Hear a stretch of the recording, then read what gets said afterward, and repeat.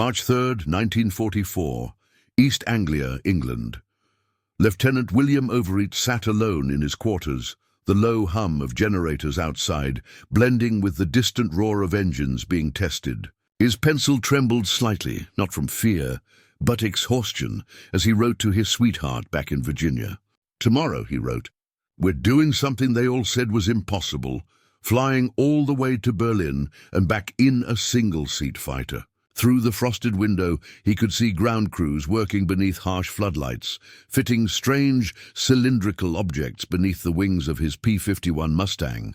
They looked almost comical, like oversized packages wrapped in brown paper, not the sort of thing you'd trust with your life. Some of the boys were calling them paper bags. When Overstreet asked if they were serious, his crew chief had only laughed. "They're laminated paper and plastic resin, Lieutenant. Same stuff the Brits have been using. They'll hold long enough to get you there and back." What no one fully grasped that night was that thematics of air warfare were about to be rewritten. Not by armor or engine power, but by compressed paper soaked in resin, made in an old newspaper factory. The crisis that led to this began months earlier. October 14th, 1943, Black Thursday, at Haleworth Airfield. Colonel Hubert Zena stared grimly at the operations board. Reports came in like obituaries. 60 B-7s gone, 600 men in a single day. Of the 291 bombers that had taken off for Schwinfort's ball-bearing factories, over a quarter never came home. The Luftwaffe had waited just beyond the Thunderbolt's range, and when the American escort turned back, the German fighters swarmed. A ball turret gunner named Robert Morgan recalled it later with cold clarity. "We were sitting ducks for 3 hours. Once the little friends turned back, Jerry came at us in waves." The P-47 Thunderbolt was a magnificent aircraft, but with its standard fuel tanks, it could only reach about 375 meters. Berlin was nearly twice that distance. In a quiet corner of the 8th Air Force's technical office at Boyington, a colonel named Cass Hoof was studying something that looked more like a school art project than a weapon of war. A fuel tank, made entirely of paper, laminated craft paper bonded with resin, shaped over wooden forms and sealed with fire-resistant lacquer. It came from Bowater-Lloyd, a British company that once printed the London Times. Aluminum was scarce, but paper was plentiful. What began as Britain's solution to a material shortage soon became America's answer to a strategic crisis. These tanks were feather-light, only 50 lb compared to 150 for the metal kind. That meant more fuel, more range, and more possibilities. The first test came in February 1944. Major James Goodson of the 56th Fighter Group took his P-47 aloft with a pair of these strange silver-painted paper tanks. He returned from Hanover, reporting they'd performed flawlessly. No leaks, no failures. The skeptics were silenced, at least for a moment. Then came the arrival of the P-51 Mustang. It was sleek, fast, and efficient, a perfect match for the new drop tanks. With two 108-gal paper tanks beneath its wings, the Mustang's range leapt to 850 miles. Suddenly Berlin, once untouchable, was within reach. On the morning of March 4th, 1944, the briefing room at Debden Airfield fell silent as the mission map was unveiled.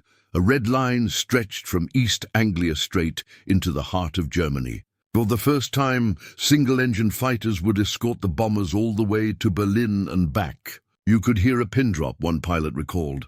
Then someone just whispered, "Berlin!" And everyone knew history was about to change. Outside, crew chiefs had been filling the paper tanks since 3 in the morning. They had to work quickly. Gasoline would slowly eat through Theresen after 5 hours. But that was all the Mustangs needed. Each tank held precisely 108 gall of high-octane fuel. 3 main parts, nose cone, tail cone, and the body, laminated and hand-finished by women working in repurposed newspaper plants. These weren't factory line mechanics.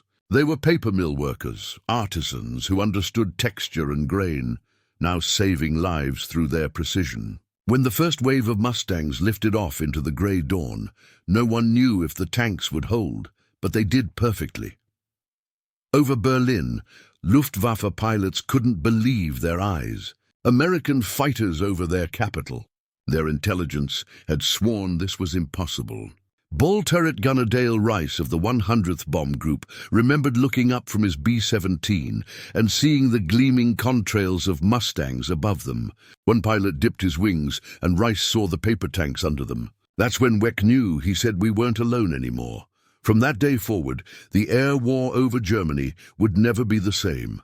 In the months that followed, bomber losses plummeted. What had once been slaughter over Schweinfurt and Regensburg now became sustainable missions. By May 1944, loss rates dropped from over 7% per month to barely 2%.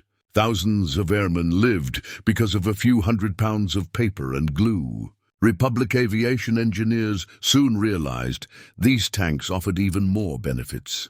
They caused less drag than metal tanks. When hit by gunfire, they didn't explode. They simply tore open and leaked. And after the war, farmers found they biodegraded into the soil, leaving only a few metal fittings behind. The Germans tried to copy the idea, but their economy was collapsing. Paper mills were busy printing maps. Resin went into aircraft construction and the distributed home workshop manufacturing the Allies used simply didn't exist in Germany. By the summer of 1944, the Luftwaffe was crumbling.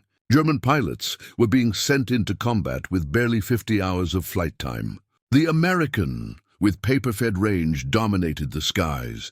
Everywhere the Luftwaffe went, the Mustangs were already there, over airfields, railways, even the heart of Berlin itself. Fighter aces like Francis Gaby Gabreski and Don Gentilo flew mission after mission with paper tanks swearing by their reliability. Gabreski's after-action report from July 1944 noted perfect tank performance at -40 degrees and flawless release. Under combat stress, the tanks were now produced in the tens of thousands. Bowater-Lloyd's newspaper machines churned out war supplies instead of newsprint. Women worked 3 shifts a day, laminating, gluing, and sealing tanks that would be used only once, but whose single use might mean saving a bomber crew of 10. As the Allies pushed into France, their logistical advantages multiplied. Paper tanks were cheap, light, and could be shipped flat. A single transport plane could carry hundreds. They could even be dropped by parachute to forward airfields. By the time of D-Day, Allied fighters were operating everywhere from Normandy beaches to the outskirts of Paris, thanks to those disposable tanks. When the Battle of the Bulge erupted in the freezing winter of 1944, Mustangs still launched 3 or 4 sorties a day. Re-equipped in under 20 minutes, the system worked flawlessly. Even German intelligence officers captured after the war admitted the truth. Major Wilhelm Hoffmann told interrogators that the paper tank changed everything. It meant nowhere in the Reich was safe from fighter attack. By late 1944, German fuel production was collapsing. Their aircraft factories were being hit daily. Fighter output fell 40%, but even those planes couldn't fly. There was no fuel left to power them. General Adolf Galland, the Luftwaffe's top ace, said it best after the war. When the Mustangs appeared over Berlin, the war was lost. The irony was almost poetic. An empire that built rockets and jet fighters had been undone by paper and glue. After the war, the influence of the paper drop tank lived on. The lamination techniques developed for them became the foundation for early composite materials and even the first printed circuit boards. The same presses that once rolled newspaper tanks were later used to make television cabinets and aircraft panels. Wing Commander Peter Brothers of the RA Fonts said, "The British gave the Americans the idea. The Americans gave it mass production, and together they bought the bombers safe passage to Berlin." By the final months of the war, paper tanks were everywhere. More than 15,000 were dropped over Europe, vanishing into fields and forests with the rain. Their contribution was quiet but decisive. In 1946, General James Doolittle summarized it best in his report to Congress. The extension of fighter range through the British-made paper tanks was the single most important tactical development of the air war in Europe.